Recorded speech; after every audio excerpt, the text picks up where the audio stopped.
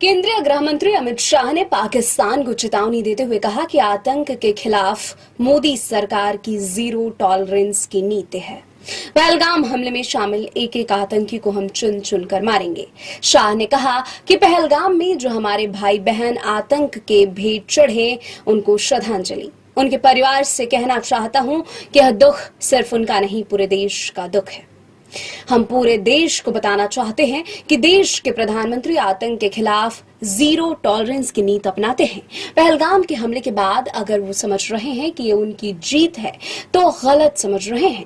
शाह ने कहा कि प्रधानमंत्री मोदी के नेतृत्व में चाहे उत्तर पूर्व हो, चाहे वामपंथी उग्रवाद का क्षेत्र हो, या चाहे कश्मीर पर पड़ी आतंकवाद की छाया हो, हर चीज का हमने मजबूती के साथ जवाब दिया है। अगर कोई कायराना हमला करके समझता है कि उनकी बड़ी जीत है, तो समझ लें कि यह नरेंद्र मोदी सरकार है। किसी को बख्शा नहीं जाएगा। इस देश की इंच इंच भूमि से आतंकवाद को मूल समेत उखाड़ने का हमारा संकल्प है और वह सिद्ध होकर रहेगा। जब तक आतंकवाद समाप्त नहीं होगा, हमारी लड़ाई जारी रहेगी और जिन लोगों ने यह कृत्य किया है, उसका उचित दंड उन्हें मिलेगा।